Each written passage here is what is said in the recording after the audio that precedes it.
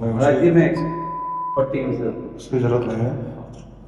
और मैंने आप तो सर जैसे हम कोई बातचीत ना करें। देना चाहता, लेकिन वो आपने थोड़ा सा आप स्वीकार नहीं किया, आप नहीं करते हैं। आशीर्वाद चाहता हूँ सर अपनी टीम के लिए।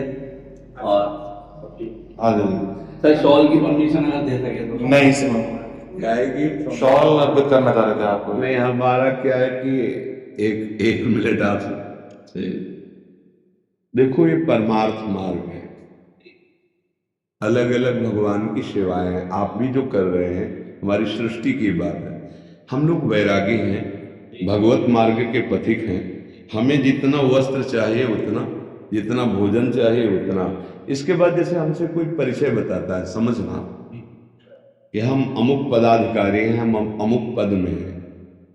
देखो भाई, हम ये सुनने के लिए बाबा जी नहीं हुए, हम तुम्हें सुनाने के लिए बैठे कि तुम जिसमें हो उससे भी आगे का मार्ग है। तुम्हारा मंगल कैसे होगा, तुम काम विजयी कैसे बनो, क्रोध विजयी कैसे बनो, कोई भी पाप तुम्हारा नाश न कर पावे, कोई भी विकार तुम्हें परास्त न कर पावे, ये हमारा मार्ग है।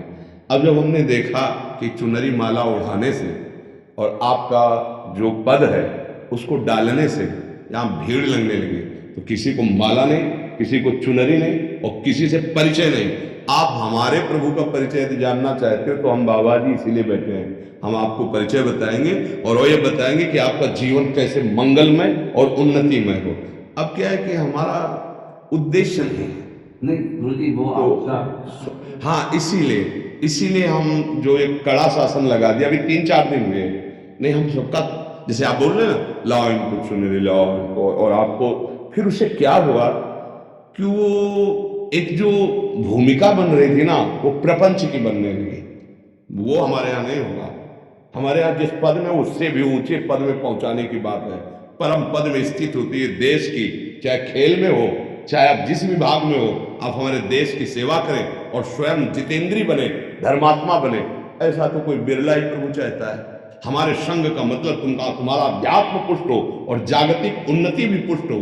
और अगर केवल यही व्यवहार रह गया ना कि हम ये हैं तो हम तुम्हें सम्मान कर रहे हैं, और दूसरा एक गरीब आ रहा है उसके लिए तो हम माला चुनरी कुछ नहीं दे पा रहे क्योंकि हमारे पास इतने हैं भी नहीं, तो आपको इसलिए दे रहे हैं कि आप हजारों लोगों को धर्म में चलाकर उनको सुख दे सकते हैं। लेकिन फिर मुझे लगा कि ये ठीक नहीं है, ये ठीक नहीं, क्योंकि भगवान ही प्रेरणा देते हैं, सब खत्म, ना लेना ना देना, मगन रहना।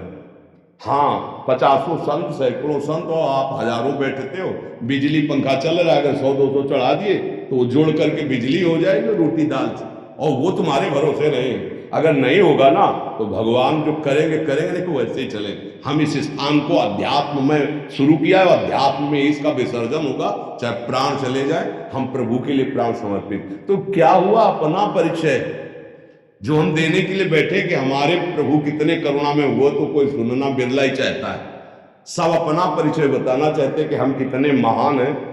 हम बाबा जी हैं, सतमार्ग के प्रतीक है, भगवान के मार्ग के लिए बैठे। तुम्हारा कल्याण होगा जब तुमको दबकाएं फिर भी आप हाथ जोड़ो, तब तुम्हारा कल्याण होगा।